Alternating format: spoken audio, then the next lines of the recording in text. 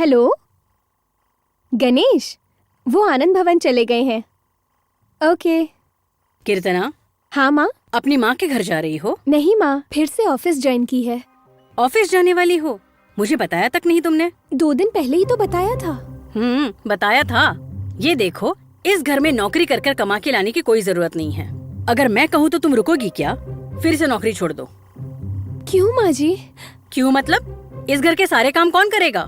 मैं काम करके जाऊंगी माँ। अच्छा, और फिर ऑफिस जाकर वहाँ का भी काम करोगी? माँ, वैसे भी खाना घर पर थोड़ी बनता है, आनंद भवन से आता है ना। क्या कहा तुमने? मतलब तुम्हें ये लगता है कि हमारे घर की औरतें कोई काम नहीं करती, सारा खाना होटल से आता है? मेरा बोलने का वो मतलब नहीं था। तो फिर? ये देखो कीर्तना, लक्ष्मी की डिलीवरी तक वो यहीं पे रहने वाली है। उसका ख्याल मुझी को रखना होगा। बाकी काम के लिए मेरे पास वक्त नहीं रहेगा। सही कहा माँ। देखो कीर्तना, माँ इस घर में कुछ काम नहीं कर पाएगी। तुम इस घर की बहू हो ना, तुम्हें ये सारा काम करना होगा। तुम बैग लटका के ऑफिस चली गई तो घर का काम कौन करेगा? ऑफिस से छुट्टी ले लो तुम।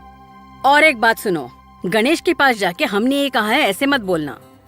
ठीक है माँ जी, मैं ऑफिस में फोन करके बता देती हूँ।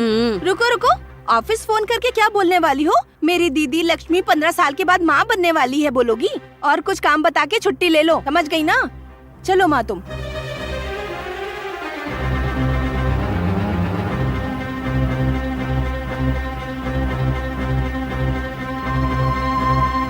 क्या बहू, क्या हुआ?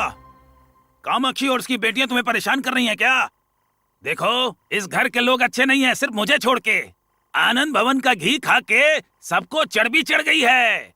मुझे बहुत काम है। रुको, पूरी बात तो सुनकर जाओ। वो काला कौवा नरसिम्हा है ना, इस घर के सभी लोगों को बहुत परेशान करता रहता है।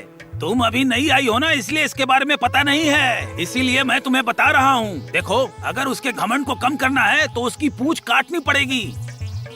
क्या सोच रही हो? इधर से जाते ही उसकी पूंछ कैसे काटनी है ये सोच रही हो?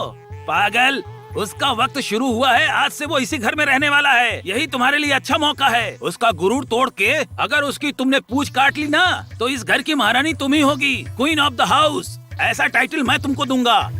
ठीक है ना? चलता हूँ।